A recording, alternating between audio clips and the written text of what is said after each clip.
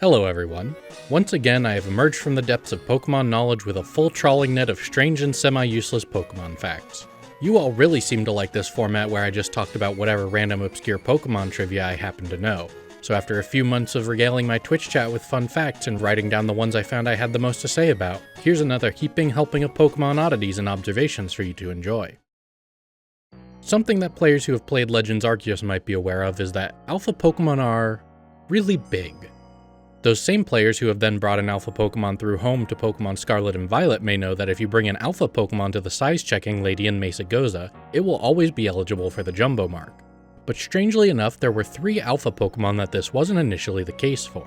Now most of the Alpha Pokemon in Legends Arceus are spawned just like normal wild Pokemon, except for the slew of bonuses their Alpha status confers, one of which being they are guaranteed to spawn with the maximum possible height and weight of 255, which is what makes them eligible for the Jumbo mark when their height value is copied to their scale in Scarlet and Violet.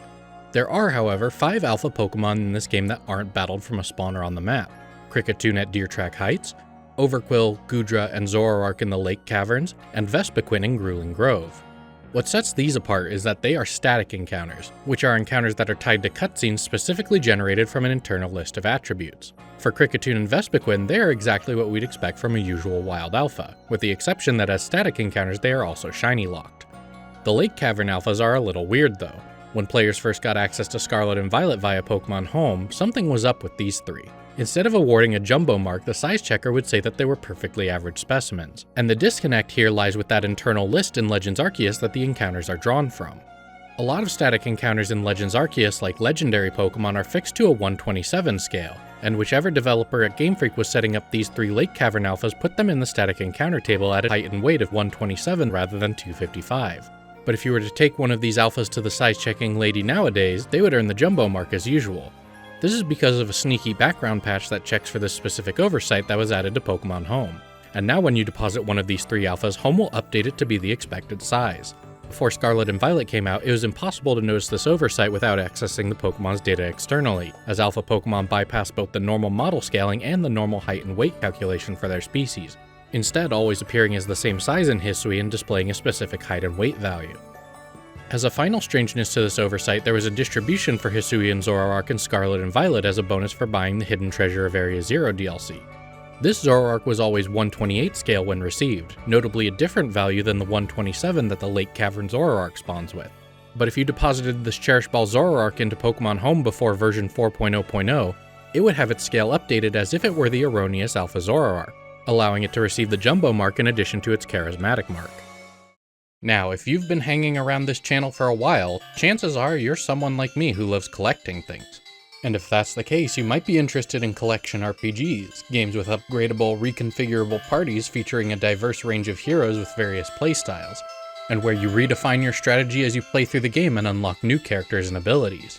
So let me take a moment to share one of the biggest collection RPGs out there, Raid Shadow Legends. With raids over 1,000 unique champions and constant new ways to play with campaigns, game modes, dungeons, and live events, how you build your roster, what gear you use, and how you optimize your strategy will be critical to your success.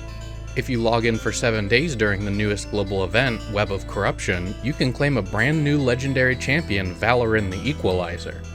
Just make sure you start the event by July 31st, and if you keep logging in for another 7 days, you'll be able to earn extra gear and upgrades for Vallaryn.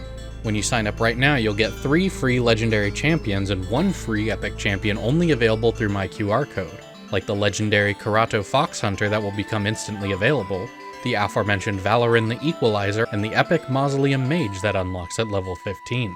And you can kickstart your collection by picking from one of 6 promo codes to receive a free legendary champion within 48 hours of downloading the game via my link in the description or using the QR code on screen. Help support the channel by downloading Raid Shadow Legends from my link below and start building your collection of champions today.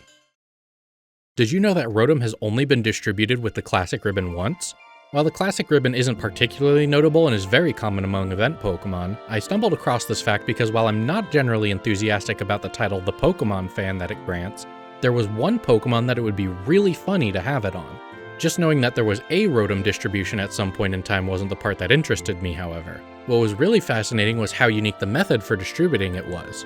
This Rotom was distributed as part of a promotion for the arcade game Pokémon Treta, one of a long list of Pokémon catching arcade cabinets that we've seen over the years. From October 15th to December 3rd, 2014, bringing your 3DS to a Pokémon Treta machine would allow you to street pass the arcade machine itself, which would fill a gauge towards receiving Rotom.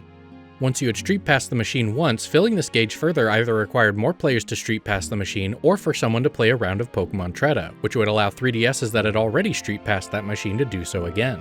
Once the meter was full, Rotom would be lured out of the machine for 10 minutes, turning the arcade machine itself into a wireless distribution point that could be received via mystery gift.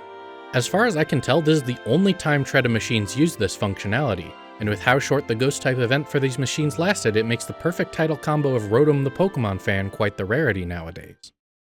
Now this fact might be obvious to those who obsess over Pokeblocks or Poffins, and was more recently relevant with the advent of donuts in Legends ZA, but have you ever noticed that berries tend to come in cycles of 5?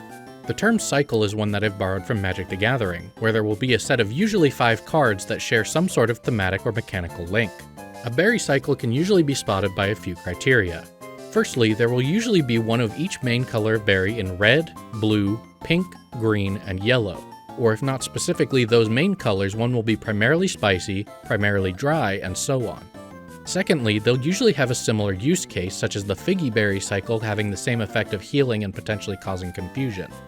The third tell is that the berries will have the same numeric amounts of each of their flavors, but rotated around the flavor chart, like with the Generation 4 Event Berry cycle each having 40 in one flavor and 10 in the next flavor going clockwise. There are, however, a handful of groups of related berries that don't form full cycles, those groups being the Landsat and Starf berries, the Key and Moringa berries, and finally the Babiri, Chilan, and Roselli berries, which are positioned as though they would form a full berry cycle if it weren't for the fact that the number of Pokemon types to resist still isn't cleanly divisible by 5, and get cut off at the third member. Lastly, there's one group of berries that blurs the lines a bit, that being the EV Reducer berries consisting of the Palmeg, Kelpsie, Quillat, Hondu, Greppa, and Tomato berries. Right off the bat, this one is a little weird because it consists of 6 berries, 2 of which are red. Looking at their flavors, the Tomato berry is also the odd one out, having 20 spicy and 10 dry rather than 3 10s like the other 5. Some of you may have already pieced together that the Tomato berry is only part of this group by the second criteria, in that it has the same use case of reducing effort values and raising friendship, which was assigned to it in Pokemon Emerald. Back in Ruby and Sapphire, however, the Tomato berry was actually the beginning of a second cycle of berries with the Corn, Magos, Rabuda, and Nomel berries. Because there are 6 main stats for a Pokemon to gain EVs in, and only 5 berries per cycle, they updated the Palmeg cycle in Pokemon Emerald to become the EV Reducer berries, and bled over by one, making the Tomato berry the only one to be part of 2 groups of berries at once. And this inevitably separated it from the rest of its berry cycle in future games that didn't include cycles of berries whose only purpose was to be used as ingredients. Shedinja is a weird Pokemon to say the least, and one that I'm sure has caused the developers their fair share of headache. Especially since there are at least 2 scenarios that I know of where Shedinja has been able to keep the information it has as an Nincada when it wasn't supposed to. The first comes to us from Generation 4, where Shedinja was updated to always appear in a Pokeball instead of retaining the ball it had as an Nincada as it had in Generation 3. This system worked as intended up until the release of Heart Gold and Soul Silver, which reintroduced the Pokeball varieties first introduced in the old Johto games. In order to maintain cross-compatibility with Diamond, Pearl, and Platinum, the developers stored these new Pokeballs in a byte of the Pokemon data that existed in Sinnoh but was never used for anything. Doing it this way, the player can still trade Pokemon caught in new types of Pokeballs back to Sinnoh, and they would just appear as though they have a regular ball because those 3 games weren't told to pay attention to that extra data. Nincada, meanwhile, can only be caught in one new ball in Johto, the Sport Ball used in the National Park Bug Catching Contest. The issue arises when a Sport Ball Nincada evolves in Pokemon Diamond, Pearl, or Platinum. As usual, the game copies Nincada's data to the resulting Shedinja, minus certain data fields like the Pokeball and ribbons obtained. The Sinnoh games don't know that that extra byte tracks Johtonian Pokeballs, and Nincada's Sport Ball byte is copied to Shedinja when evolved here in Sinnoh, and when the resulting Shedinja returns to Johto, it will indeed read that extra byte as a Sport Ball. From then on, for almost a decade after the Sport Ball incident, Shedinja was more or less as functional as it had ever been. It wasn't until Sword and Shield where another flag copying fiasco would arise, this time relating to a new feature introduced in Generation 8. Starting in Galar, each ribbon and mark that a Pokemon can earn comes with a corresponding title, which can be selected as an addendum to their name when sent into battle. Because the selected title is controlled by data that's not technically tied to having the ribbon or mark that bestows it, it's possible for Shedinja to inherit the currently selected title flag from the Nincada it evolves from, even though it does not receive the ribbons or marks of said Nincada. The pinned title will remain as long as a new one isn't selected to update the flag, and this allows Shedinja to have many more titles, including ones exclusive to wild encounters. Have you ever seen a wild Hattrem in the overworld in Pokémon Scarlet and Violet? If you have, I'd be willing to bet that you are in Kitakami. See, Hattrem is supposed to spawn in Paldea. If you check the Pokédex, it'll tell you that Hattrem spawns near ponds near Alfornada and Glaseado Mountain, but you won't be able to find it. Why is this? Well, after some digging by Anubis, she discovered that all of Hattrem's spawners around the lakes are placed inside the water itself, and it seems that this prevents the game from spawning Hattrem at all. After she did a test moving the spawners out of the water, Anubis was able to get the Hattrem group to spawn in. It's not currently known if this also precludes Hattrem from appearing in mass outbreaks outside Kitakami as well, but I haven't been able to find any evidence of someone encountering a Hattrem outbreak in Paldea proper, nor have I been able to spawn one myself. The catch combo in Let's Go Pikachu and Eevee has a number of interesting effects on the Pokémon that spawn, mostly known for its ability to increase the rate of shiny Pokémon. One of its features that rarely gets any press is how it makes wild Pokémon more likely to spawn towards the extremes of the size distribution. When a Pokémon normally spawns as of Let's Go Pikachu and Eevee onwards, it rolls two numbers from 0 to 127 and 0 to 128, then adds them together, giving a triangular distribution of sizes from 0 to 255. Using a lure, however, will cause each Pokémon to roll twice and keep the more extreme size, and having a catch combo can produce up to 5 additional rolls. At a maximum, the game will roll up to 7 size values and pick the most extreme size for that spawn. While this does cause a majority of Pokémon that spawn to be considered huge or tiny by Let's Go standards, players interested in the Mini or Jumbo mark in Scarlet and Violet will be disappointed to learn that the chance of rolling 0 or 255 specifically with the maximum 7 rolls is still extremely small. How small exactly is tricky to say, as there's an extremely small bias towards the Mini mark versus the Jumbo mark. This is because the game calculates how extreme a size is by comparing it to how far it is from 128. As a result, 255 is considered to be ever so slightly less extreme than 0, as it is 127 away from average as compared to 128. A size roll of 0 will always win no matter where it appears in the sequence of 7 rolls, but a 255 will only be chosen if there is no 0 in the sequence and there were no 1s rolled earlier in the sequence, as in the event of a tied distance from 128 the earlier roll stays. This means that while we can just do 1 minus 16,511 over 16,512 to the 7th to get a 0 size probability of 0.042%, the probability of getting a Jumbo mark eligible 255 size Pokemon is the probability of rolling 127 plus 128 in 7 attempts, combined with the probability that there are no 0s anywhere else in the sequence, and no rolls of 1 anywhere before the 255. So if anyone in the comments wants to take a stab at the probability of this, let me know how it goes. A weirdly specific returning topic from the last Fun Facts video, here's another weird quirk of bag sprites of TMs. In all games where both of them appear, TMs and HMs use very slightly different sprites, with HMs having a small white label of sorts on the disc. Once HMs were dropped in the Alola games, these sprites were retired, and TMs containing previous HM moves use the same sprite as any other move of that type. All of them, except for one. For whatever reason, all Flying-type TMs in Galar use the Flying-type HM sprite, and none of the other types of TMs that had HM moves ported over to Galar do this. So from what we can tell, it's just a random oversight where a developer assigned the wrong sprite. But that opens further mysteries of why the HM sprites are still around to be reused in Sword and Shield when the game didn't even feature any. Speaking of Generation 8, there are a few pieces of music in the Pokemon series as prolific as the battle theme for the Reggie Pokemon.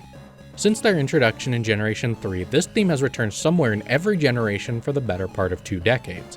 It appears in Pokemon Platinum when battling the Reggie trio encountered with the event Regigigas in your party. It appears in Black and White 2 in the Underground Ruins, Generation 6 in Omega Ruby and Alpha Sapphire as part of their remade encounters, Generation 7 in the Ultra Warp Ride's Yellow Wormholes, and Generation 8's Crown Tundra, which weirdly has the same ruins as the Platinum encounters, down to the same puzzle on the floor, and identical room geometry, and I'm honestly not sure why they chose to reference this specific encounter here in Galar, but there's probably something lore related about that. Unfortunately for this lot, it looks like Generation 9 is slated to have no encounterable Reggie Pokemon, being available to use in Scarlet and Violet but having no corresponding Snacksworth treat to lure them out across Paldea. And with neither version of Lumia City having them squirreled away somewhere and with winds and waves on the horizon, it seems like we may have to go an entire generation without hearing this absolute banger. In Pokemon Legends ZA, there are plenty of obstacles meant to block your path scattered throughout Lumia City, which require specific moves from your Pokemon to clean up. While the tutorial only gives you access to Rock Smash when introducing obstructions, each type of obstacle has plenty of moves that can get rid of each of them. Which moves can remove each type of obstacle is pretty intuitive, though there seem to be exceptions to each rule. For example, almost every fighting and steel move is able to clear boulders, but so can sufficiently powerful moves like Light of Ruin. Brambles can be burned or cut by any damaging fire move or any slicing move, but can also be blown away by things like Explosion or Nihil Light. Even sludge piles, which would seem to be the most clear-cut by washing away from any damaging water-type move, there are still some weird exceptions on the list, being able to be blown away by Hurricane or screamed into submission by Boom Burst. But strangest of all, there's a single move that can be used to clear every obstacle. The signature move of Genesect, Technoblast, is unique among moves in Legends ZA, by being the only move that varies between multiple types. It's perhaps because of this that the developers gave it such versatility in clearing obstructions. Because it could be a fire move, it needs to be able to burn brambles, and if it can become a water move, it should have the ability to wash away sludge piles. Even some of the more obscure interactable targets like icicles and web bridges can always be activated by this move, regardless of which drive your Genesect is holding, making Genesect possibly the most powerful Roomba in all of Lumiose. Something very familiar to those who grind a lot of contests for ribbons like I do is the concept of contest combinations. The idea is very simple. Certain moves will give an extra message when used that indicates that it's the beginning of a combo.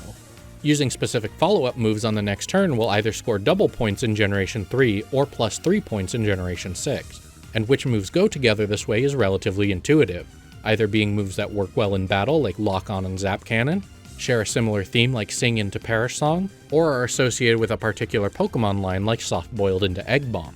Generation 6's Contest Spectaculars rework this system quite a bit, removing some combos, adding new follow-up moves to others, and adding plenty of new combinations to work with to include moves that didn't exist back in the early 2000s.